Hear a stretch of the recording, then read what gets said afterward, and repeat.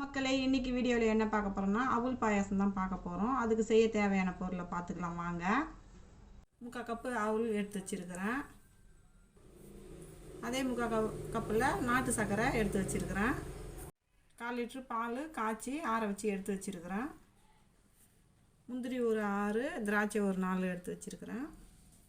ஏலக்காய் 3 பொடி பண்ணி வச்சுருக்கிறேன். 1/2 ஸ்பூன் நெய் நம்ம செய்கிறப்ப போட்டுக்கலாம். வானல் நல்லா காஞ்சிருச்சு. இப்போ 1/2 ஸ்பூன் நெய் ஊற்றிக்கலாம்.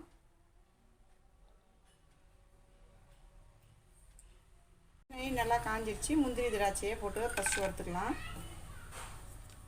நல்லா வறுத்துக்குங்க. கோல்டன் ப்ரௌனாக வரணும் முந்திரி.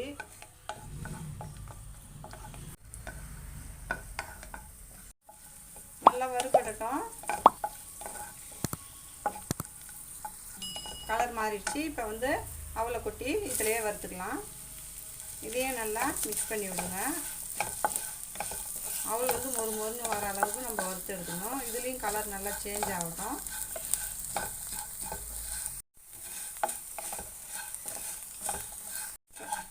இப்போ நல்லா வறுப்பட்டுடுச்சு. இப்போ நம்ம இதில் நான் காய்ச்சி ஆற வச்சின பால் தான் எடுத்துருக்கிறேன்.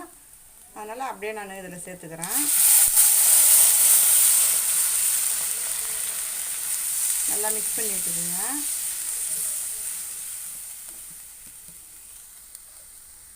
இப்போ இதில் ஏலக்காய் பொடி போட்டுக்கிறேன். இதையும் சேர்த்து நல்லா மிக்ஸ் பண்ணி விடுங்க. டீ அவெல்லாம் எடுத்துக்கோங்க. மெலிசாக இருக்குமே அந்த மாதிரி அவெல்லாம் எடுக்காதீங்க. போட்டோன்னா அப்புறம் கரைஞ்சிடும். அது கொஞ்சம் கட்டியாக இருக்கிறது எடுத்தோம்னா நல்லா அப்படியே கரையாமல் அப்படியே மூசாகவே இருக்கும். இப்போ இந்த ஸ்டேஜில் நம்ம நாட்டு சர்க்கரையை சேர்த்துக்கலாம். அதில் இந்த மாதிரி பபிள்ஸாக கொதிச்சு வந்தோடனே சேர்த்துக்கோங்க.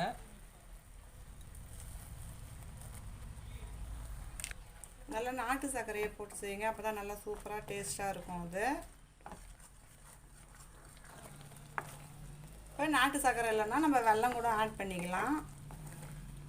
வெல்லத்தில் லைட்டாக தண்ணி ஊற்றி கரைச்சிட்டு அதை ஆட் பண்ணிக்கோங்க.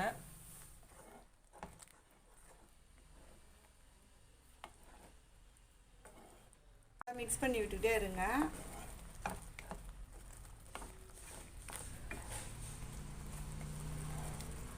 பசும்பால் எடுத்துருக்குறேன். நல்லா கட்டியான பால். அது நீங்கள் பசும்பால் கிடைச்சா வாங்கிக்கோங்க. இல்லைன்னா பேக்கெட் பால் தண்ணி ஊற்றாமல் அப்படியே செய்யுங்க. அப்போ தான் நம்ம பாயாசம் சூப்பராக இருக்கும்.